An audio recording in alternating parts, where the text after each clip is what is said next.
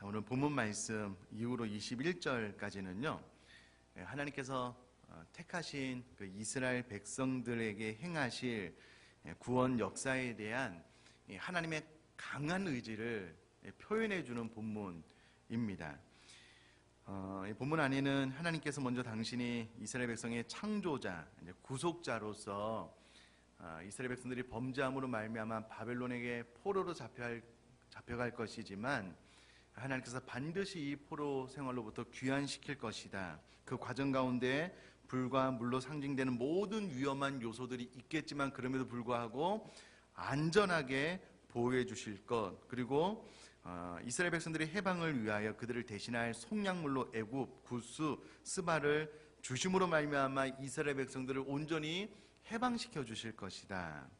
결국 하나님께서 동서남북 사방에서 당신의 모든 백성을 불러 모아 귀한 길에 오르게 해주실 것에 대한 약속이 잘 기록이 되어져 있습니다. 그리고 이어서 읽지는 않았지만 8절부터 13절까지 말씀을 요약하면은요, 이스라엘 백성을 당신의 하나님의 증인으로 선택하셨다라는 것을 말씀하신과 동시에 이스라엘 백성들을 통해서 하나님이 유일한 구원자 되심을 열방에 나타내겠다. 그리고 선민 이스라엘 백성들이 이와 같은 하나님의 역사 행하심에 대한 증인으로서의 삶을 살아야 될 것에 대한 말씀이 기록이 되어져 있습니다. 자, 우선 우리가 기억을 해야 될 것은요, 이사야 성경은 BC 약 한 700년 경에, 그러니까 예수님이 이 땅에 오시기 700년 정도 전에 기록된 성경입니다.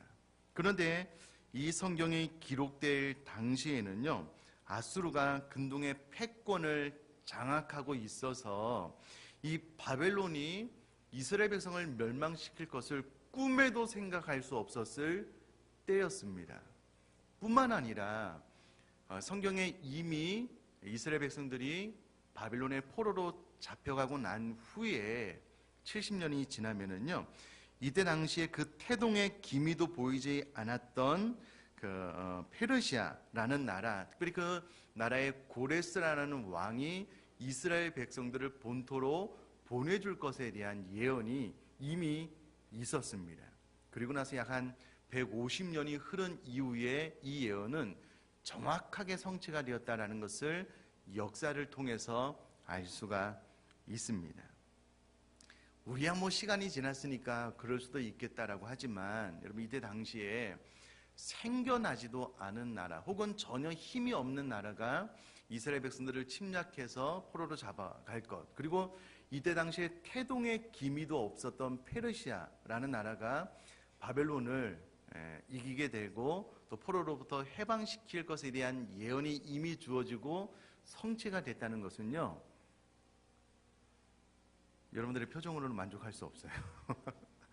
이게 참 놀라운 일이거든요. 하나님만이 하실 수 있는 일이다라고 생각을 하시면 좋겠고, 한 150년 뒤에 일어날 일이지만 이와 같은 사건을 하나님께서 이미 선포하시면서 내가 이를 반드시 이룰 것이기 때문에 선민 이스라엘 백성들을 향하여 어떤 마음으로 삶을 살아갈 것에 대한 그 교훈들이 좀 주어지고 있는데요. 43장 1절을 보면 하나님께서 이스라엘 백성들을 향해서요, 야곱아, 너를 창조하신 여호와께서 지금 말씀하신다 라고 기록을 하고 난 이후에 이스라엘 백성들의 회복에 대한 약속이 주어지잖아요. 그러나 놀라운 것은 그 42장 18절부터 25절 말씀까지를 보면은요, 이스라엘 백성들이 하나님의 숱한 이적과 예언에도 불구하고 영적 각성이 없는 겁니다. 회개하고 돌이키지 않는 거예요.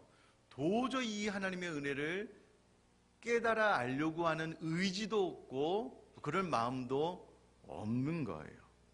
그래서 이와 같은 일들을 하나님과 선지자의 말을 통하여서 책망도 하고 한탄하는 기록이 나오거든요. 사실은 이스라엘 백성들의 패역함, 반역 때문에 바벨론의 포로로 잡혀간 것 아니겠습니까?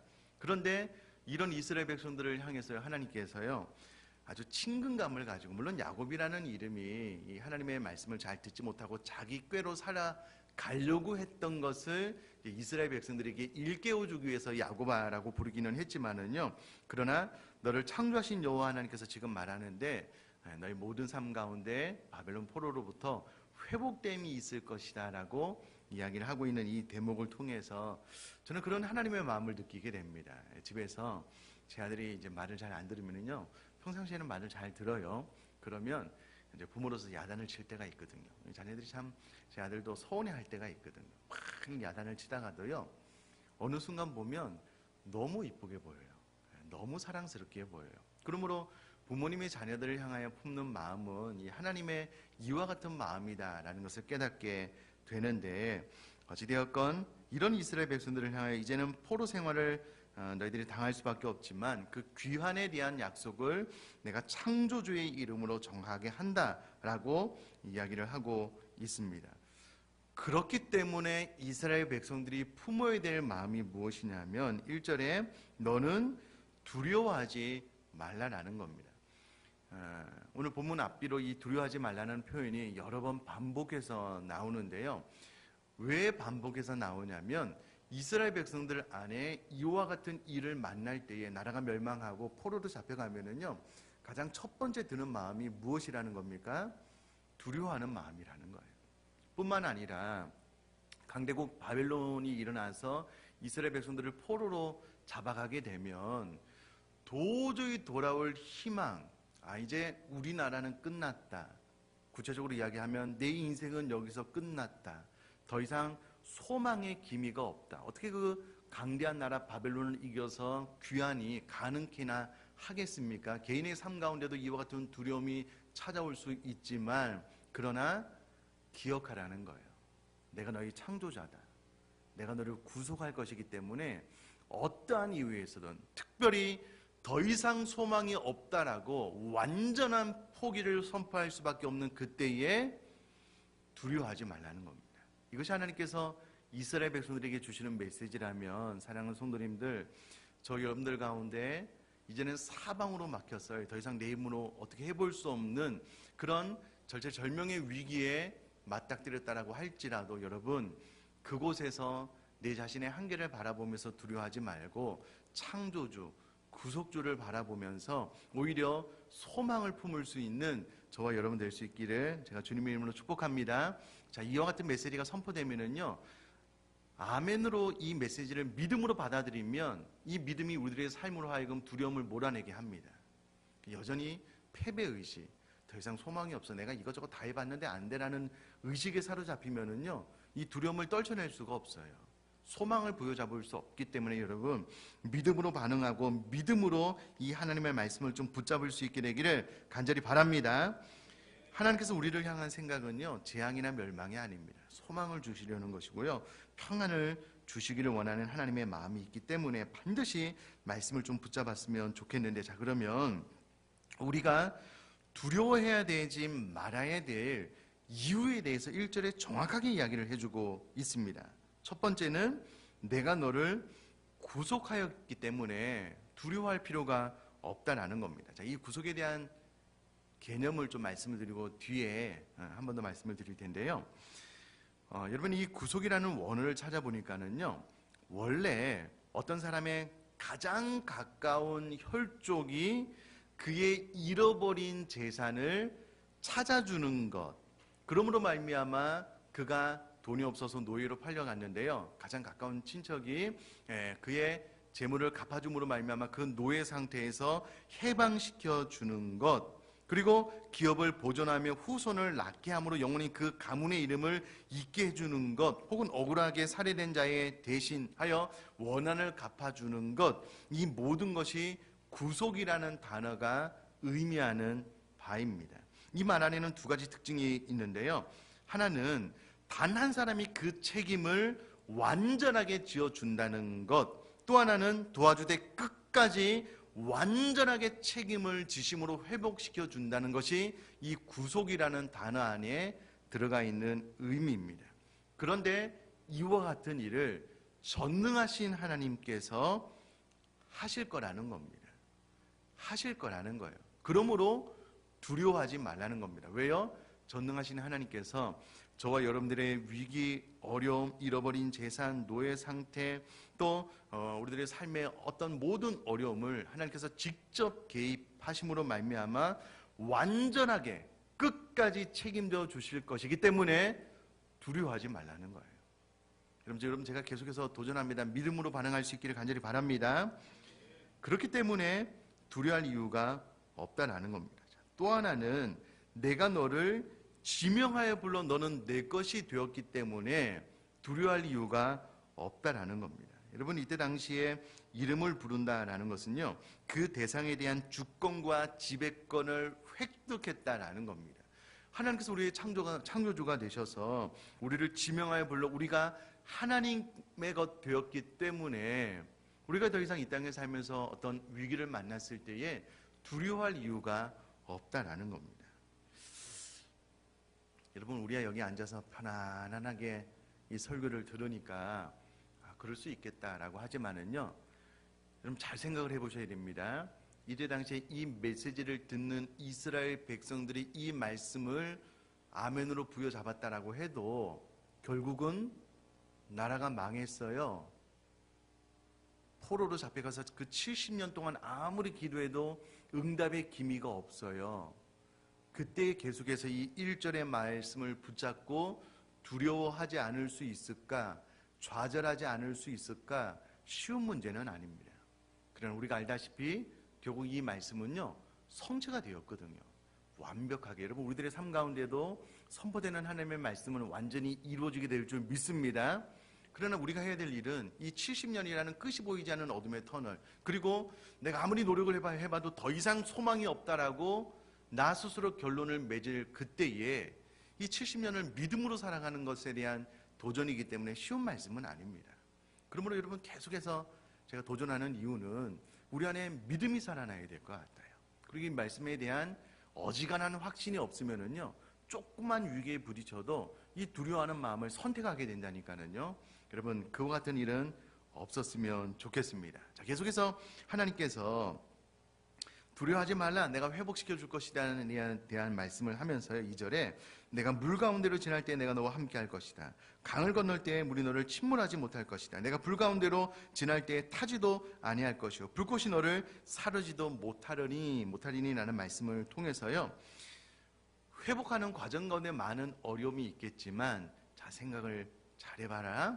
내 이야기 잘 들어봐라.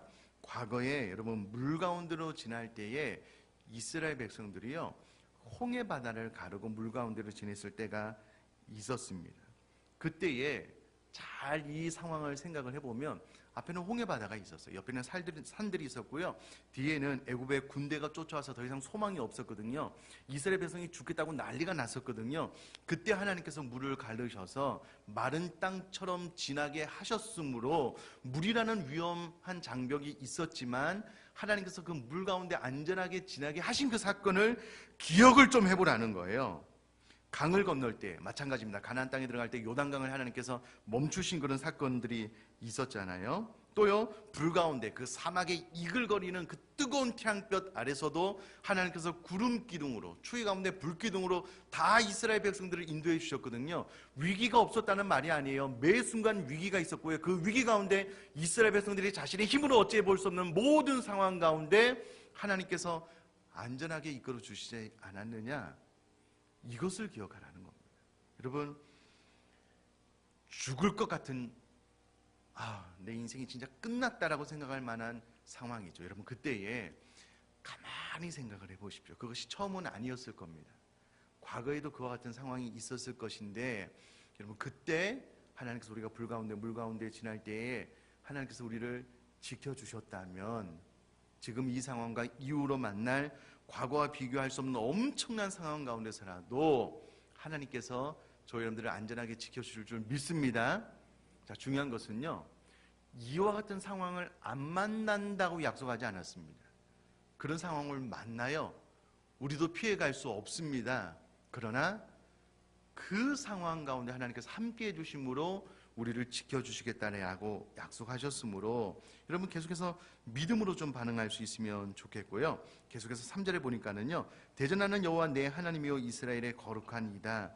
내가 그런 하나님이다. 내가 너희의 구원자다라고 이야기를 하시고요. 또 앞에는 구속이라는 말을 썼는데 3절에 또 다른 단어 속량물이라는 단어를 사용하고 있습니다. 이것이 오늘 나눌 핵심적인 단어인데요. 이 속량물이다라는 말 안에는 이스라엘의 구원과 해방을 얻기 위하여 치러야 될 몸값이 있다라는 그런 의미입니다. 반드시 치러야 될 대가가 있는데 그 속량물로 어떤 나라를 주었다고요? 그렇죠. 구스, 스바를 너 대신하여 주었다라고 기록을 하고 있습니다. 이 대신이라는 개념이 하나 나오고요. 계속해서 4절 말씀 보니까 중반절 이후에요. 백성들이 내 생명을 대신하리니 두려워하지 말라 재차 강조하고 있는데 여러분 내 생명을 대신한다라는 이 표현도 이스라엘 백성들이 본래대로 하자면 이스라엘 백성들이 죽어야 된다는 거예요. 대가를 지불해야 된다는 거예요. 그러나 너 대신 다른 어떤 사람들이 속량물로 대신하여 대가를 지불하게 되었으므로 너는 두려워하지 말라라고 이야기를 합니다. 여러분 저를 한번 보시면은요. 여러분 만약에 우리가 구스라면 우리가 스바라면 이게 웬 마른 하늘의 날벼락입니까? 예? 이스라엘 백성들이 포로로 잡혀갔는데 하나님께서 구스와 스바를 너를 대신해서 주겠대요. 내가 만약에 구스 백성이라면 스바 백성이라면 이런 말씀 인정할 수 없죠. 이게 뭐냐고 도대체. 여러분 우리가 이 나라의 입장에서 서보면 억울한 거잖아요. 여러분 이와 같은 억울함을요 뼈저리게 느꼈던 한 사람이 있었습니다. 우리가 잘 아는 아브라함. 뜬금없이 하나님께서 백세에 그 아들 이삭을 주셨는데요. 이 이삭이 자라서 청년이 되었을 때에 뜬금없이 하나님께서 이삭을 바치라는 거예요. 또 번제로. 도대체 이게 뭔 말인지 하나님께서 인신제자 드리지 말라 그랬거든요. 드리면 하나님께서 끝장낸다고 말씀했거든요. 근데 그 하나님께서 아브라함에게 이삭 드리라는 거예요. 저는 아브라함도 이해가 안 돼요. 아침 일찍 일어나서 순종하러 가요 또. 이 아브라함은 또 뭔지 모르겠습니다. 여러분 이삭이 아브라함이 이제 늙었기 때문에 이삭이 청년이었기 때문에요.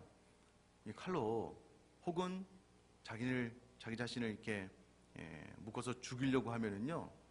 죄송합니다. 이 노인네가 노망이 들었나 왜 이러지 줄 확 끊어버리고 그냥 제압하면 어떻게 할 수 없잖아요. 근데 또 이해가 안 되는 건 또 이삭은 또 순종을 해요. 자기 번제로 죽겠대요 자기가. 자, 중요한 것은요. 그 찢어지는 마음으로 어떻게 부모가 자신의 사랑하는 아들 그것도 백세에 얻은 아들을 죽일 수 있겠냐고요. 죽이려고 하는데 놀라운 것은요. 그때 하늘로부터 소리가 납니다. 아브라함아 아브라함아 이제서야 네가 나를 경외한 줄 알았으므로 내 아들에게 손을 대지 말라는 거예요. 내가 양을 예배에 놓았다는 거예요. 그래서 아브라함이 여호와 이레 라고 하고 본인의 아들 말고 이제 양을 잡아서 번제로 드리잖아요. 아브라함 입장에서는 이게 참 뜬금없는 일이었을 겁니다. 근데 여러분 이 사건 이후로 예수님께서 이 땅에 오셨는데요. 예수님 하나님의 아들이시잖아요. 죄 없는 몸으로 이 땅에 오셨잖아요. 근데 모든 인류의 죄를 대신해서 십자가를 지시는데 죽기 직전에 하나님도 그렇게 할 수 있잖아요. 아브라함에게 하셨던 것처럼 아들아 이제 진짜 네가 나를 경외하는 줄 알고 나를 향한 순종의 마음 알았으니 이제 십자가에서 내려와라. 내가 다른 재물 준비해놨다. 내가 해결하겠다. 하나님 그렇게 안 하셨거든요.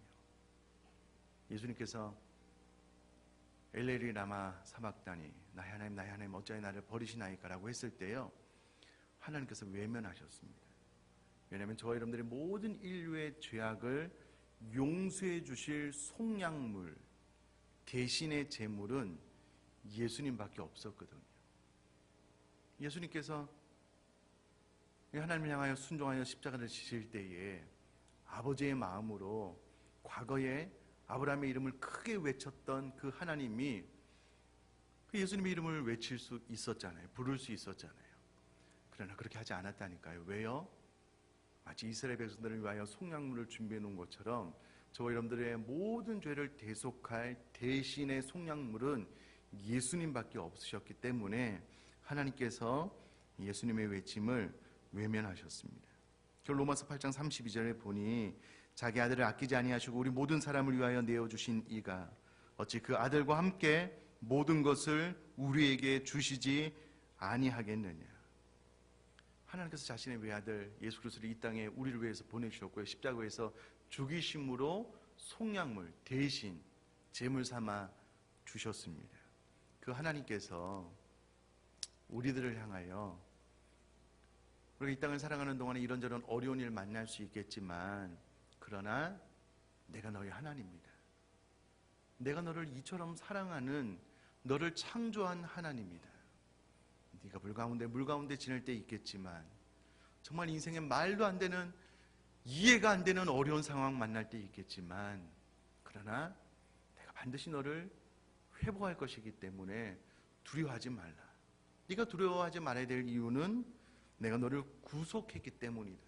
내가 내 아들 예수 그리스도 아낌없이 너를 위하여 내어줌으로 너를 구속했고 내가 너의 창조자 되었을 뿐만 아니라 내가 너를 지명하여 불러 내 것 만들어 주었으므로 이스라엘 백성들이 바벨론의 포로로 잡혀가 이 어려운 과정을 지날 때에도 이 선포된 이 말씀을 기억하고 두려워하지 말고 소망 가운데 살았으면 좋겠다.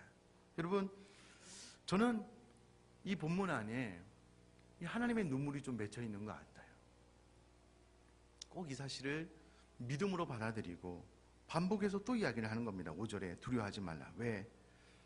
내가 내 눈에 보기에 보배롭고 존귀하다. 내가 너를 이와 같이 사랑한다. 그러므로 두려워하지 말아라. 사랑하는 성도님들, 저는 오늘 이 아침에 이 말씀이 저와 여러분들 마음속에 닿았으면 좋겠습니다. 정말 그렇게 되었으면 좋겠습니다.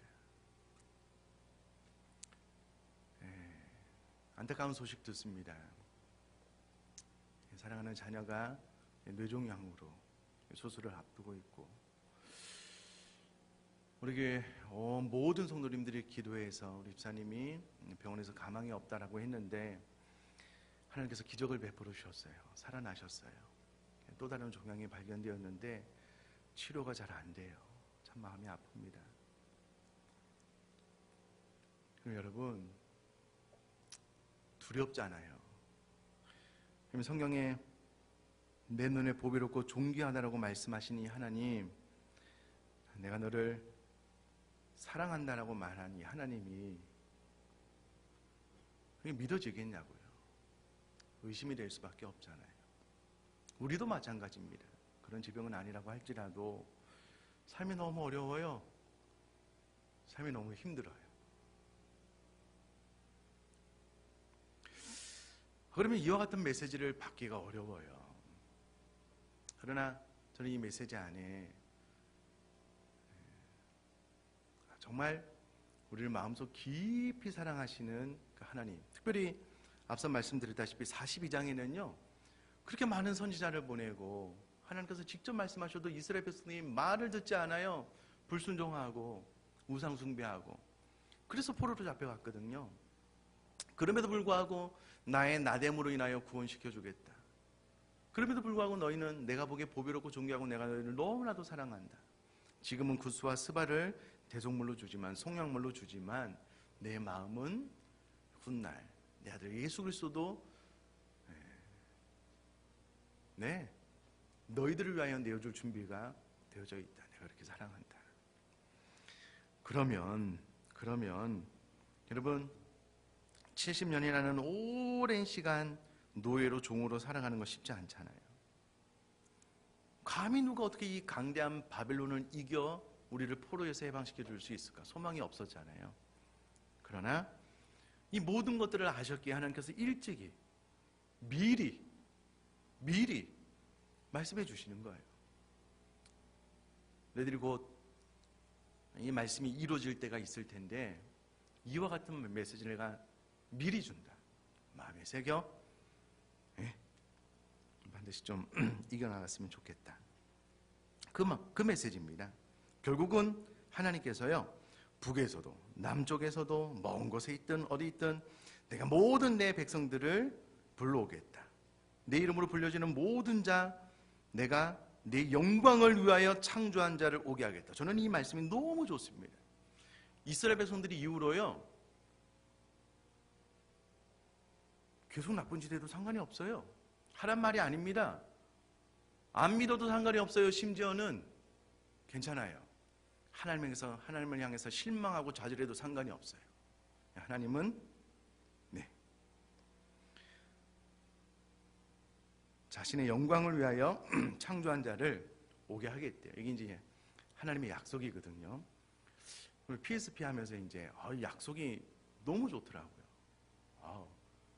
너무 감사하더라고요. 약속은요, 약속하시는 분이 반드시 이루십니다. 그러면 여러분, 우리가 어둠의 터널을 지나고 있는 것 같아도 이 약속을 지난 역사의 현장 가운데 이루어주셨던 하나님께서 저희 여러분들의 삶의 현장 가운데도 반드시 이 회복에 대한 약속을 성취해 주실 줄 믿습니다. 근데 하나님 왜 그렇게 하시냐면요, 이 표현이 좀 그런데 하나님께서 자신의 영광을 위해서 하시겠대요.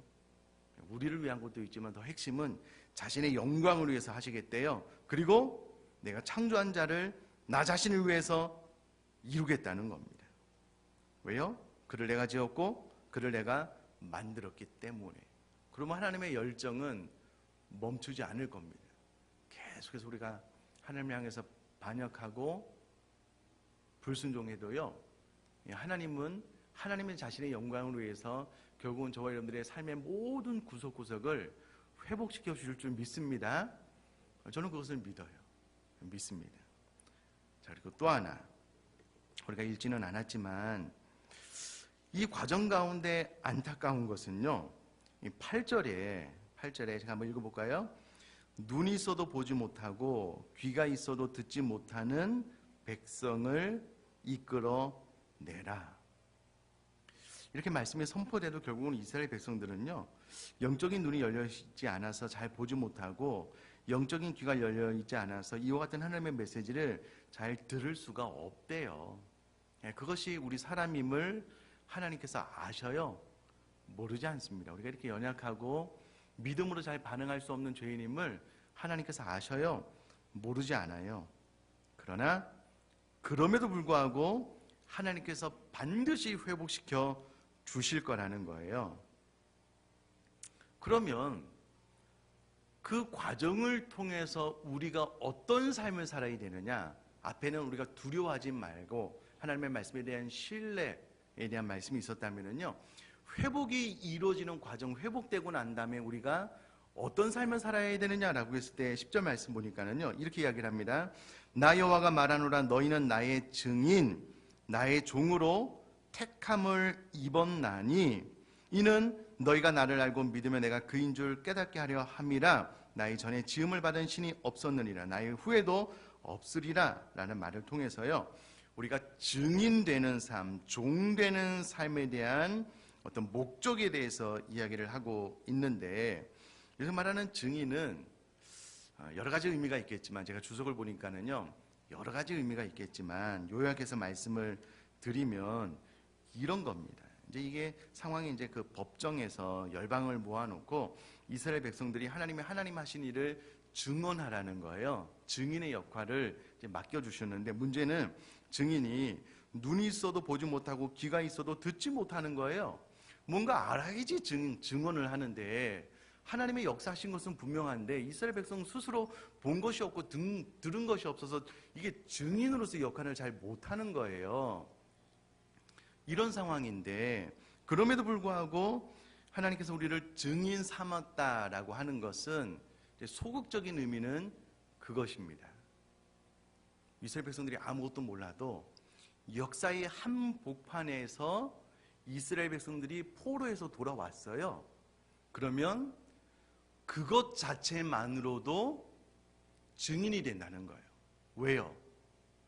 불가능할 것만 같은 그 연약한 이스라엘 백성들이 하나님의 말씀으로 인하여 이 페르시아라는 나라가 일어나서 고레스 칙령에 의해서 이스라엘 백성들이 돌아와서 본토로 돌아왔으니 그 주변국들이 보기에 야, 이스라엘 백성들이 믿는 여호와 하나님께서 이 일을 하셨구나, 이렇게 증인이 된다는 거예요.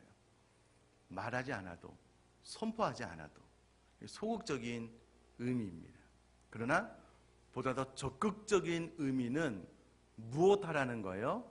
내 인생에 이렇게 소망이 없었는데, 내 인생에 아무런 더 이상 어떻게 해볼 수 없는 그 사방으로 우겨싸임을 당한 막다른 골목에 도달했는데 하나님께서 내 인생을 이렇게 바꿔놓으셨다. 무엇하라는 거예요? 말하라는 거예요. 선포하라는 겁니다. 증언하라는 거예요. 사랑하는 성도님들, 여러분 주변에 하나님께서 우리에게 행하시는 일들을 이렇게 좀 증언하고 선포하고 좀 자랑할 수 있게 되기를 주님의 이름으로 축복합니다. 아멘이시죠? 그렇게 되었으면 좋겠어요. 제가 이번에 신방하는데요, 이 집사님이 식당에서 일하는데 막 주변 분한테 교회 가자고 막 이야기한대요. 그럼 구사리도 먹고 하는데 아무 상관없이 그냥 이야기한대요. 내가 교회 가보니까 너무 좋다, 너도 가보자, 계속 하신대요. 정말 감사하다고, 너무너무 감사하더라고요. 계속 말하는 겁니다. 증언하라는 거예요. 자, 또 하나, 이 성경에 말하는 보다 핵심적인 이유는 왜 하나님께서 우리를 증인, 종으로 택함을 삼았느냐? 자, 핵심적인 것이 이제 10절인데 여러분 다시 한번 제가 중반절 이유를 읽어보면요, 왜 이렇게 했느냐? 이유가 있어요. 이는 너희가 나를 알고 믿으며 내가 그인 줄 깨닫게 하려 함이라. 여러분 저를 한번 봐주시면은요, 하나님께서 왜 이와 같이 포로된 그 바벨론에서 하나님의 절대 주권으로 회복시켜 다시금 본토로 돌아오게 해 주시느냐? 그래서 너희들을 증인, 종으로 내가 너희를 택했느냐? 그 이유는 이와 같은 과정을 네가 겪으면서 너희가 나를 좀 알았으면 좋겠다. 내가 창조주이고 모든 역사를 다스리고 섭리하는 주임을 너희가 나를 좀 알았으면 좋겠다. 또요, 나를 알고 또 뭐요?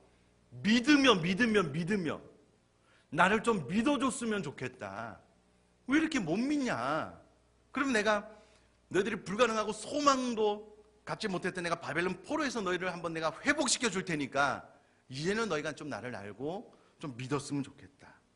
내가 그인 줄 깨닫게 하려고 내가 미리 150년 전에, 약 150년 전에 예언을 해놓고 내가 한 나라를 일으켜서 너희를 회복시켜 본토로 돌아오게 할 테니까 돌아오고 난 다음에 너희들이 나를 알고 믿고 내가 그인 줄 깨달았으면 좋겠다. 이거거든요, 이거. 저는 우리가 신앙생활 하는 가운데 우리가 놓치고 있는 것이 무엇이라고요? 하나님께서 우리를 이렇게 사랑하고 보배롭고 존귀하게 여겨서 외아들까지도 아낌없이 우리를 위하여 십자가 지게 하셨는데 우리 자꾸 의심하는 거예요. 하나님 나를 사랑하냐고. 내 인생 가운데 하나님 나를 사랑하면 어떻게 이런 일이 일어날 수 있겠냐고. 그렇게 하지 말라는 거예요. 나를 좀 알았으면 좋겠다. 그리고 내가 모든 것을 다 다스리고 섭리하는 하나님임을 너희들이 좀 믿어줬으면 좋겠다.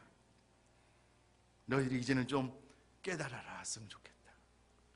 하나님의 호소거든요. 여러분 생각을 해보십시오.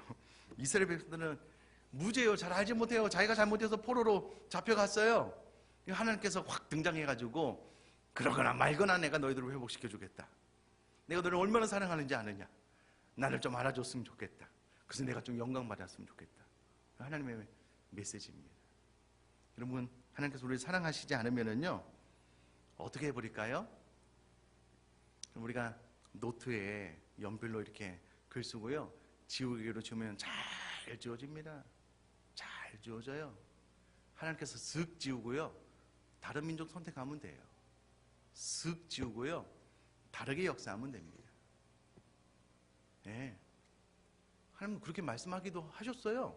이스라엘 백성들을 광야에서 너무 불순종하니까 다 멸망시켜버리겠다. 모세가 중보기도 했어요. 그렇게 하지 마시라고. 물론 하나님께서 그런 마음이 있으셔서 그렇게 말씀하시지는 않았지만 불가능한 것도 아닙니다. 지워버리면 돼요. 새로 만들면 됩니다. 하나님 그렇게 안 하셔요. 왠지 아셔요? 우리가 너무 보배롭고 존귀한 존재이거든요. 하나님께서 창조하신 창조물이거든요. 여러분 이 사랑을 의심하지 말고 삶 가운데 일어나는 여러 가지 일들로 인하여 낙심하거나 좌절하지 말고 믿음을 가지고 여러분 증인된, 오히려 내가 증인으로서의 삶을 살겠습니다라는 그런 신앙생활을 해 나갈 수 있게 되기를 제가 주님의 이름으로 축복합니다.